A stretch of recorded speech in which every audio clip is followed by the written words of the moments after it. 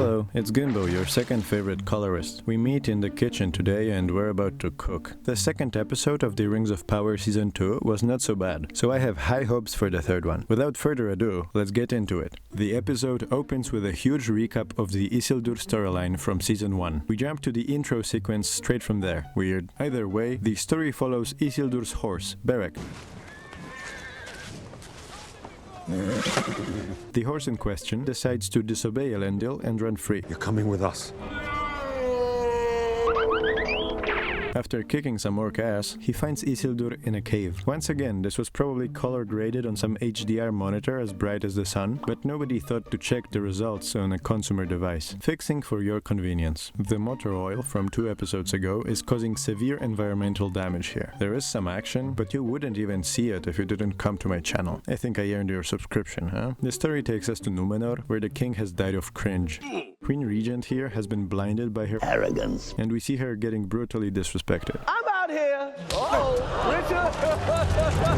Her sleazy cousin is here too, and soon a conspiracy starts to take form. It seems that something was stolen. However, the crime that these people will be actually convicted of is trying to bore the viewer to death.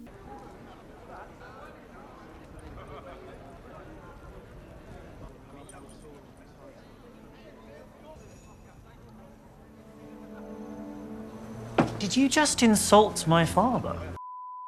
The story takes us to Adar now, whose right-hand man has given us a wonderful gift we will never forget. Must we go to war again?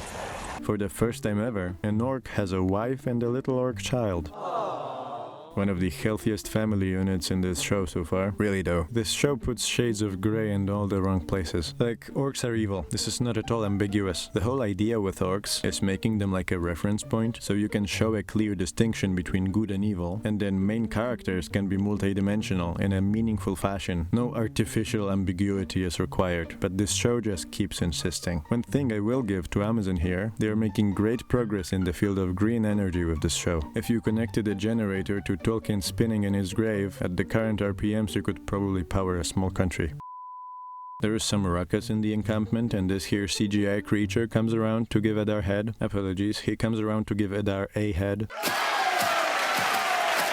Either way, Adar's brilliant fucking plan here is to send this plus-size individual to brute force Sauron out of this world. Where is Sauron?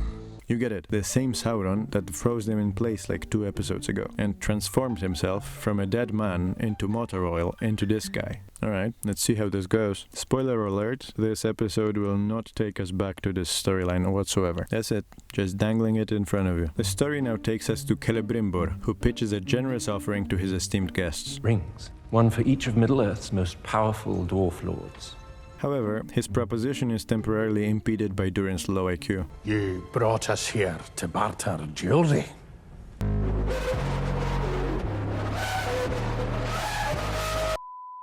I'm tired of them saying the thing. They shall be rings of power. Oh, that's why they call it that. Celebrimbor is now so manipulated, he agrees to lie to the king and cover up the forging of the new rings. Supposing your High King were to discover... What business is it of his how I conduct myself in my own realm? We now jump to the horse and Isildur, making their way through Russia. Darth Bane's mind bomb has detonated somewhere near, because everyone he finds is dead. Well, except for this one. Next up, we're treated to some Marvel-ass dialogue. I thought you were an orc. Does it hurt? Doesn't hurt, of course it hurts. I just stabbed you in the thigh. I've never been stabbed before. Oh, neither have I! Brother, Despite being stabbed, Isildur happily takes his new friend, and they go on a ride. Along the way, they meet an NPC who is just sitting there, waiting to die. Their combined brain power doesn't register anything wrong with this scene. After going through all the dialogue options, Can you travel? Look at me. they get attacked by these here goons. Hey, boss, what's the plan? The rescue arrives through the worst means possible.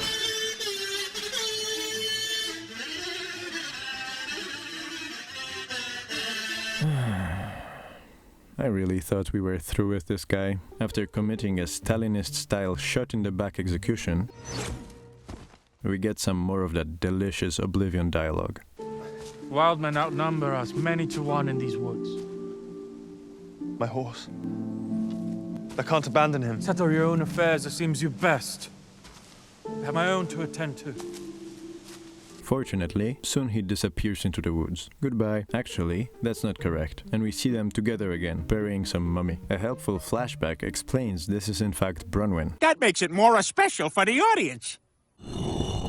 As Bronwyn's corpse is Qui-Gon out of existence, I find myself unable to remember if she died in season 1 or the actress just called it a day. Fortunately, I don't need to wonder for long as we rapidly transition back to the dwarves. It's crazy how this show sometimes takes a few minutes for some background characters to yap, and other times it jumps between scenes every 2 seconds. It's like the script is too long and too short at the same time. Take a look here. The Durins take 2 days to look at each other, but then the show immediately cuts to the end of their conversation. Celebrimbor claims these rings will give us the power to solve our dilemma.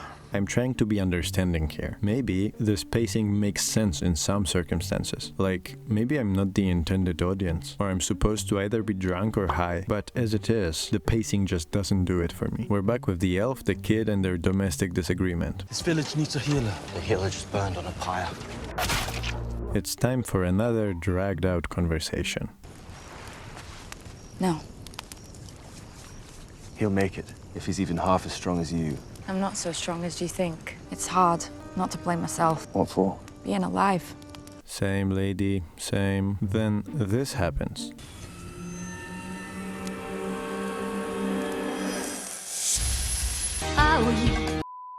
Isildur goes to the bomb camp to fetch his horse. Then Theo shows up as well, and damn near gets devoured by the forest people. Suddenly, something deletes them off the face of the earth. What is that something? Guess we'll never know, as the series pulls a cheap trick on us again. Next up, we find ourselves in Numenor. The Queen's coronation is interrupted. Queen of Lies! This guy tries to save it, but he looks like he would be more comfortable telling us the tragedy of Darth Plagueis the Wise. Eventually, the low-energy queen manages to almost convince her people to shut up and stop interrupting. We will find our core. But suddenly, this woman shows up with a bowling ball.